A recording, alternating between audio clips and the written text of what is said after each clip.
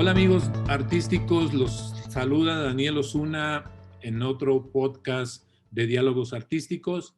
Diálogos Artísticos, como ustedes saben, pues es un podcast que está orientado a dar a conocer el trabajo que realizan los artistas, los críticos, los emprendedores culturales relacionados con todas las disciplinas artísticas. Les doy la bienvenida y el día de hoy nos ocupa un tema muy interesante que se llama el teatro como experiencia de vida.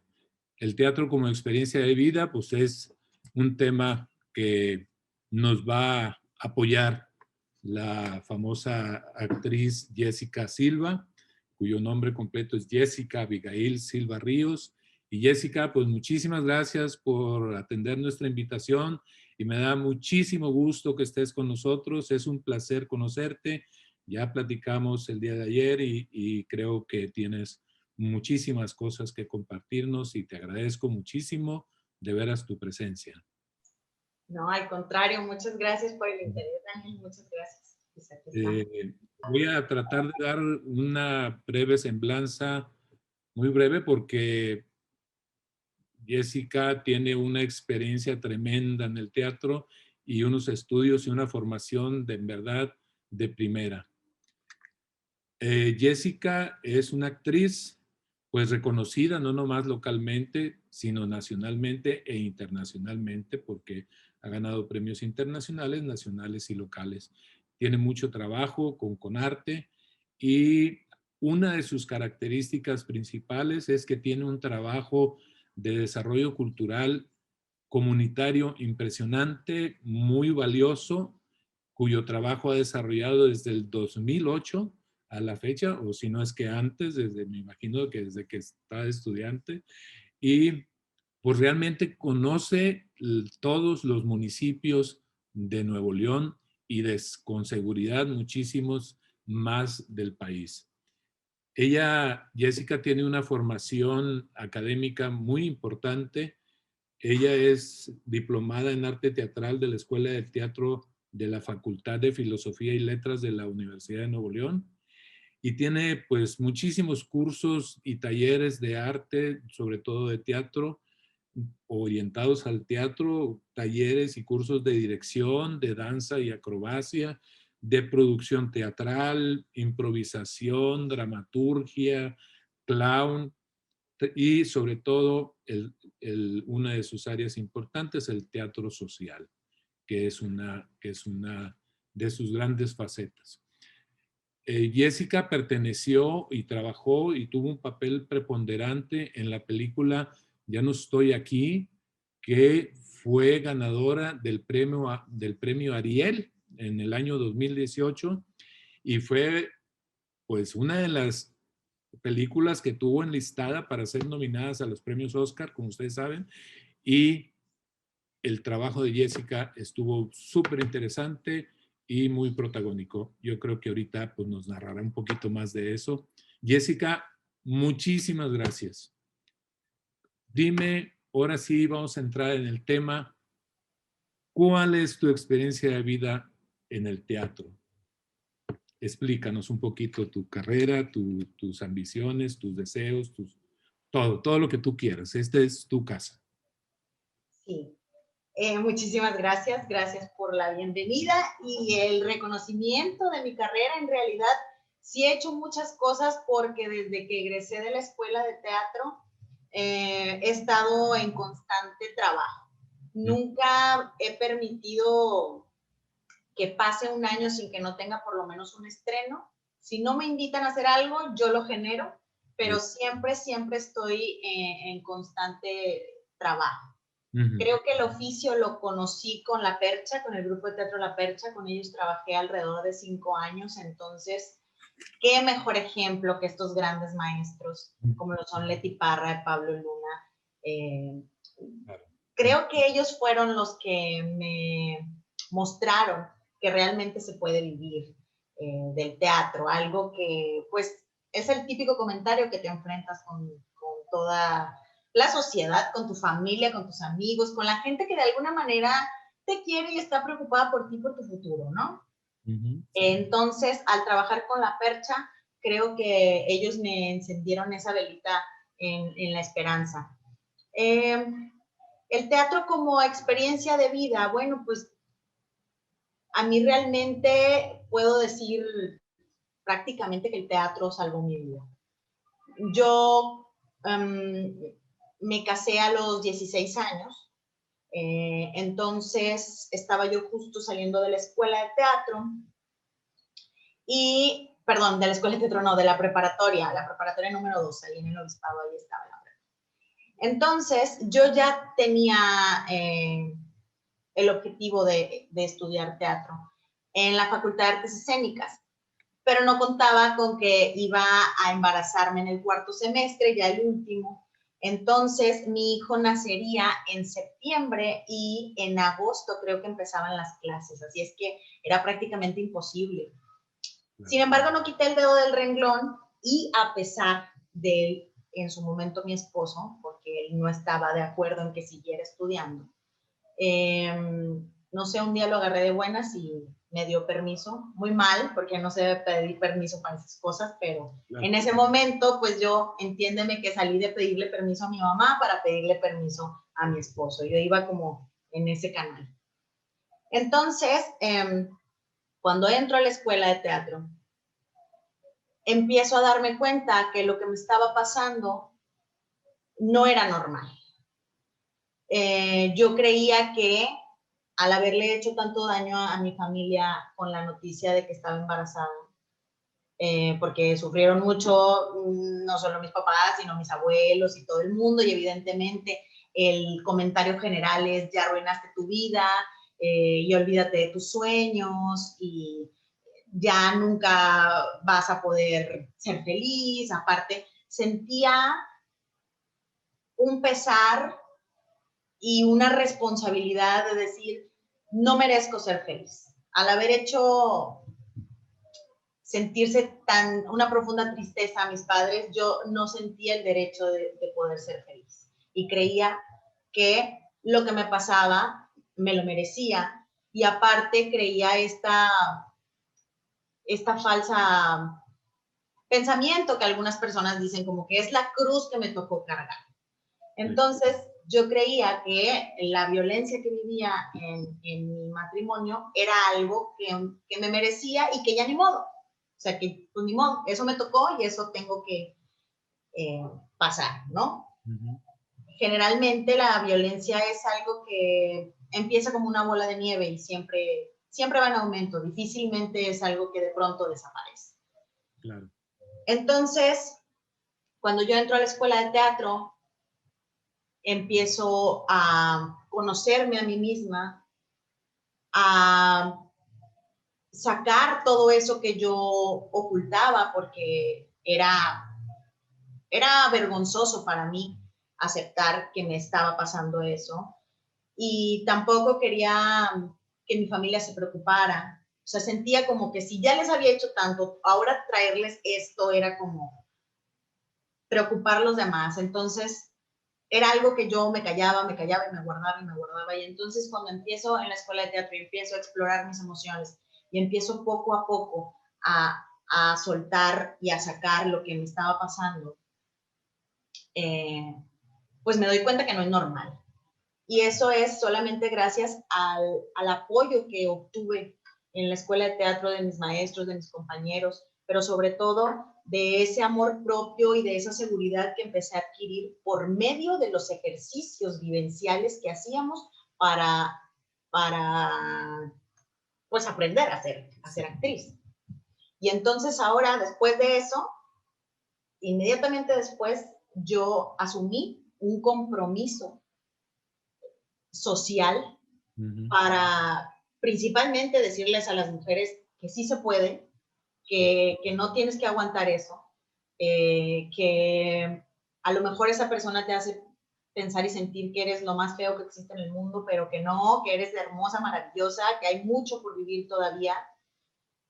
Y entonces, por medio del teatro, yo primero empecé dando talleres con niños. No sé, siento que a lo mejor tenía ahí alguna conexión por mi hijo, sobre todo, porque pues siempre sentí como a mi Diego, pues igual, un animalito herido, ¿no? Así como un cachorrito cuando está muy asustado y que no sabe para dónde irse. Yo creo que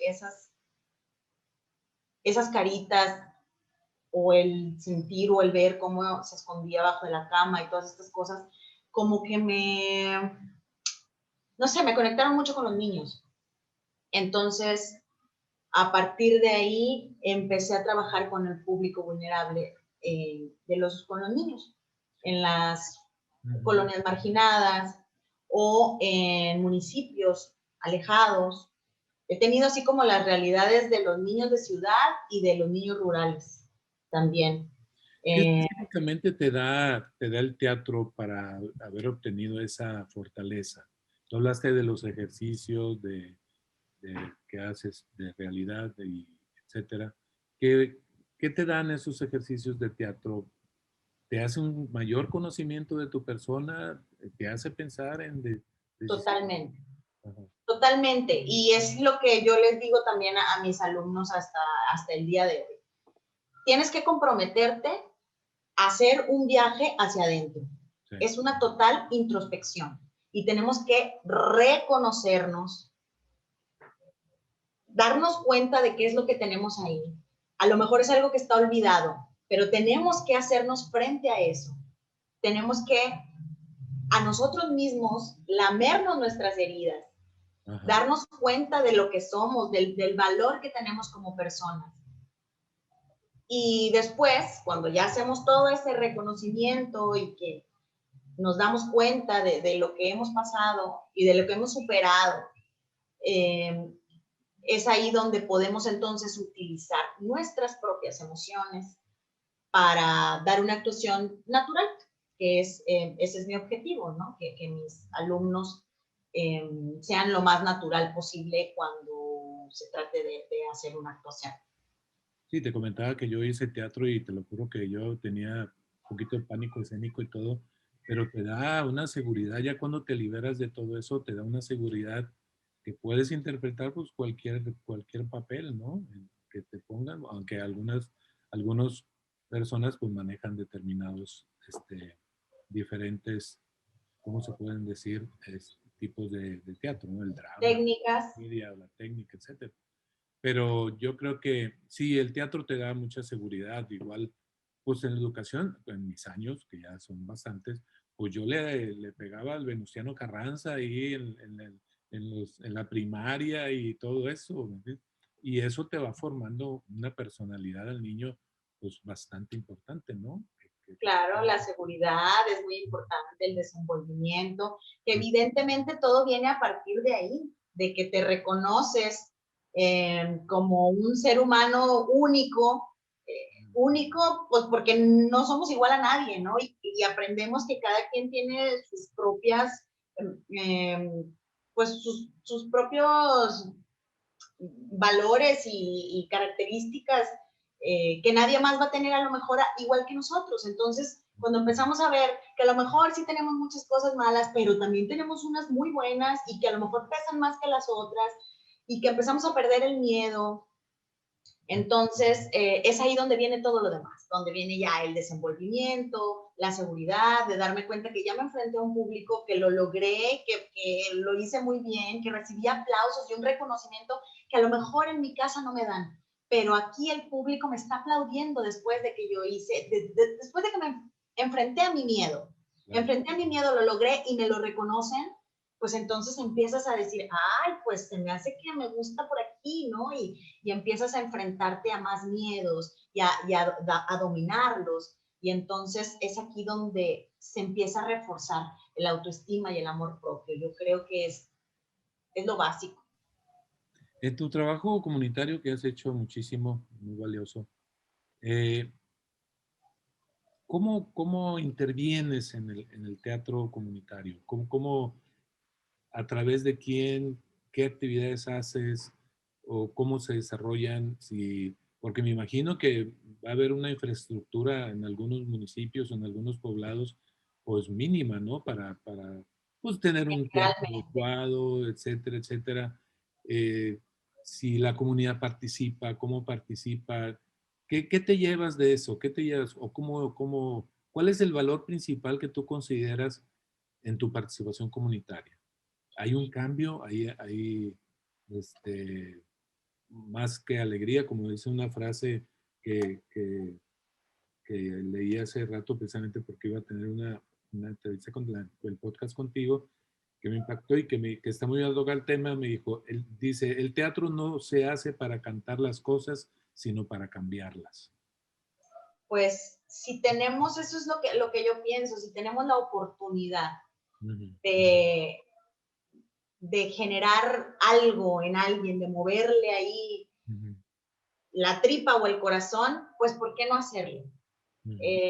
Creo que tenemos en ese momento en el que estamos enfrente de un público, tenemos el poder de la palabra, tenemos el poder de ser escuchados. Y creo que sería un desperdicio no aprovechar eso para llegar a algo, para llenarle el corazón a alguien, para a lo mejor generarle una sonrisa a una persona que se la pasó llorando toda una semana. ¿Me explico? Creo que si tenemos esta gran oportunidad de ser vistos y de ser escuchados, me parece que sería un gran desperdicio no aprovecharlo para dejarle algo a alguien. En N cantidad de casos o de temas que pueden ser. Sin embargo, creo que es importante que el tema que elijas sea para generar algo, que sea un factor de cambio. Nunca sabemos cómo lo va a recibir cada una de las personas, pues al ser individuos que tenemos un propio bagaje, lo tomaremos de distinta manera. Sin embargo, creo que es importante ya de entrada pensar en algo, no como una lección, pero que podamos dejar algo, apuntar hacia algo. Y cuando me preguntabas acerca de cómo llegar con las comunidades, primero y muy importante, y es algo que aprendí sobre la marcha, que cuando yo llego a una comunidad, no puedo llegar con una bandera de colonizador ni de yo tengo la verdad, vengan porque les voy a enseñar. Es todo lo contrario. Yo tengo que aprender que la ajena soy yo. Así es que yo tengo que integrarme a ellos. Y no tengo que, busco hacerlo. Quiero integrarme a ellos. No puedo dejar, o sea, apuntarles, es que ustedes hacen esto y hay que dejar de hacerlo. No, hay que entender por qué se hacen, por qué tienen algunas prácticas que a lo mejor nosotros pensaríamos pues que no son buenas, ¿no? Pero pues no se trata de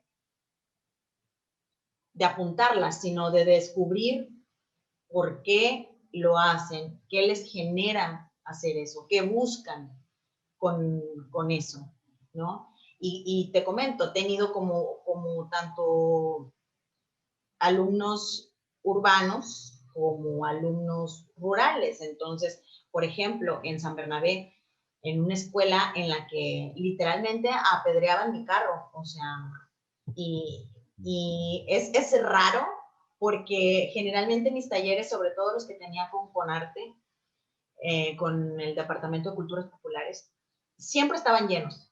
Tenía mucha demanda, porque antes de empezar mi taller, por ejemplo, en este caso que fue en la secundaria, bueno, pues yo me voy en la mañana, si mi taller va a ser en la tarde, me voy en la mañana, paso de salón por salón, les cuento de qué se trata, qué es lo que vamos a hacer, las actividades, las dinámicas, que es tanto físicas como de ejercicios de actuación, como de lectura, es fomento a la lectura, es fomento a la creatividad también, porque generalmente en mis talleres se monta lo que ellos escriben y depende de sus necesidades y lo que quieran mostrar, lo que quieran que la gente escuche. Entonces son muchas cosas las que hacemos. Por eso se va a dinámica la clase, porque pasamos de una actividad a otra.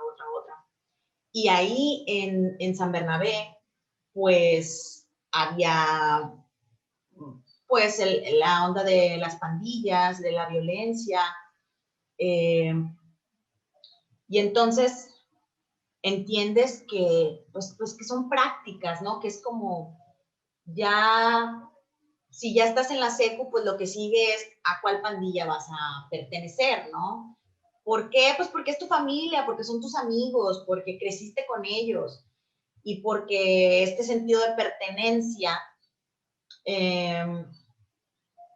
te permite, primero que nada, sentirte seguro ante los demás que sabes que van a entregar prácticamente hasta su vida por ti, porque tú también lo tienes que hacer por ellos. Esa seguridad de sentirse en familia, de sentirse protegido y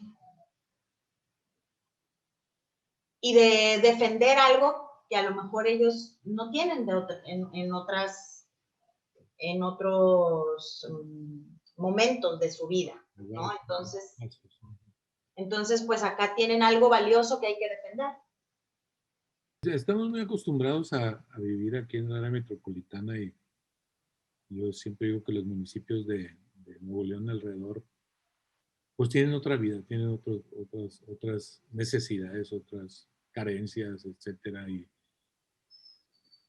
¿qué has visto tú desde el punto de vista del teatro, del trabajo comunitario? ¿Cómo ves la actividad cultural en los municipios?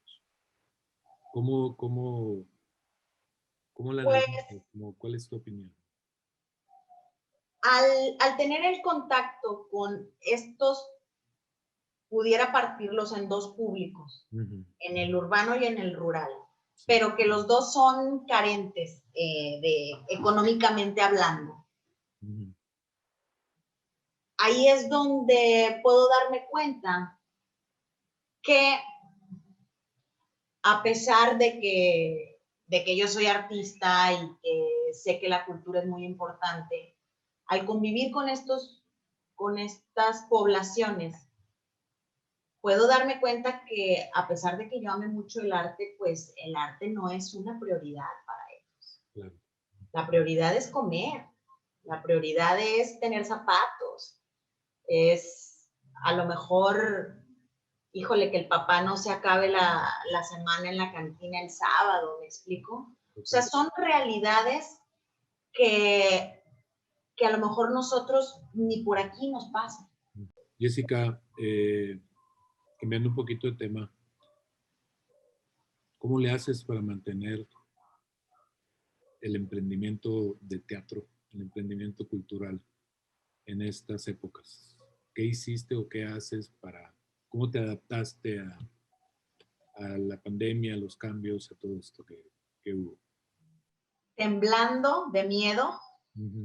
De repente, de la noche a la mañana, se vino la pandemia y me quedé sin trabajo.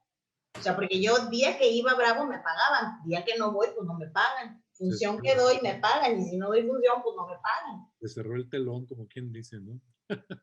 Prácticamente. Entonces, creo que es la necesidad la que me ha llevado pues a emprender, ¿no? Empecé a ver pues que mucha gente se estaba animando a dar clases por Zoom. Y yo nunca, ya me habían propuesto o sea, me decían como, ¿por qué siempre trabajas para alguien? Pon tú tu escuelita o da clases tú. Y ya precisamente estaba en pláticas con una amiga que ya se dedica a las artes plásticas y estábamos pensando en rentar un espacio para que ella diera clases de artes plásticas, que yo de teatro, y así juntarnos varios para poder rentar un espacio cultural, evidentemente, donde pudiéramos también presentar cosas. Pero pues no es nada barato, ¿verdad? Conseguir un espacio. Pero bueno, estábamos en eso cuando de pronto aparece esto y yo empiezo a ver que la gente se empieza a animar a dar clases por Zoom y dije, bueno, pues ya, con la bendición de todos los que me cuidan, que son bastantes, pues ahí vamos. Entonces, pues ahí me puse a hacer una campañita de invitación a niños, porque pues he trabajado con todos, entonces doy clases para niños, para jóvenes y para adultos. Me puse a armar horarios y así a la buena de Dios, pues ahí está, a ver quién se inscribe. Hasta la fecha, empezamos el año pasado en junio, creo. En junio o en julio del año pasado. Han permanecido los mismos alumnos. Los niños es permanente, una vez a la semana, y los jóvenes ya tengo mi primera generación. Son 3 módulos de 9 meses de actuación para principiantes. Ya se me graduó mi primera generación y estoy súper contenta. Y te confieso que un día antes de empezar las clases lloré literalmente. Casi nunca lloro, pero estaba muerta de miedo, temblando porque no sabía si iba a funcionar, no sabía, o sea, tenía yo un acordeón, tenía hacia al lado, porque yo decía, si se me aburren, porque pues evidentemente no es lo mismo estar que online, ¿no? Entonces tenía una lista de actividades de si no está funcionando esta, me voy a la otra, a la otra, a la otra, a la otra. Y lloré y me acuerdo que mi papá me dijo, ¿qué te pasa? Porque vino a visitarme y me dice, ¿por qué estás tan nerviosa? ¿Por qué te siento ansiosa? Y ya le cuento, papá, es que mañana empiezo y no sé cómo va a funcionar. Y ya, pues mi papá, como siempre, ahí me llenó ahí de buena onda y de seguridad. Pues Y todo entonces, está el primer paso, ¿no? sí, y al día de hoy, pues ahorita eso es mi sustento. ¿Qué les recomendarías a los emprendedores de teatro? Pues que no desistan. Si tienen un objetivo, Ajá. pues pensar en eso. A mí la verdad es que también mi terquedad y mi no me van a ganar y les tengo que callar la boca también me ha ayudado mucho, porque cuando ya estoy en la flaqueza y con las piernitas así, me acuerdo de eso y digo, no, voy a continuar. Y entonces, pues, de ahí... Porque yo digo que el teatro necesitas, pues, tener tu espacio y tener un espacio para el teatro no es nada barato, o sea, tienes que construir un espacio cultural o simplemente pues no simplemente, sino todo un escenario con, independientemente del tamaño que sea el teatro, es un billete, ¿no? Mira, Daniel, en este momento yo ya me di cuenta que no es necesario absolutamente nada. Eso es el ideal y me encantaría. Pero ya ahorita que estoy formando los grupos con los chicos que egresaron, todavía no nos hemos visto presencialmente, pero mi objetivo es que empecemos a hacer un laboratorio cuando ya yo esté vacunada y que ya podamos vernos. Claro. Empecemos a tener un laboratorio para explorar todo lo que aprendimos y empecemos a montar cosas, así como se hacía, por ejemplo, no sé si tú recuerdas 7 golpes, en una casa, en un cuarto, se genera una pequeña obrita y vamos a ver qué pasa, ¿no? A mí me encantaría tener los medios para poder tener un teatro con las luces y las butacas y todo maravilloso, pero no me voy a detener por eso, ¿me explico? O sea... Y estás comprobando que en realidad el cambio a lo digital, pues te da un campo infinito también de ¿cómo te puedo decir? De público. O sea, porque Claro. yo platicando con la directora del teatro del Auditorio San Pedro, Concagua, Agua. decía Daniel, nos fuimos para atrás, o sea, al teatro le caben 1,200 personas y hemos tenido digitalmente cerca de 6,000, 7,000 personas en algunos eventos, en presenciales, en digitales. Esto te lleva, aquí la bronca ha sido en esos conciertos monetizarlos, ¿verdad? Porque mucha gente a la vez la gente no lo paga, ¿verdad? Aquí estoy hablando del municipio, que casi todo es gratis, ¿no?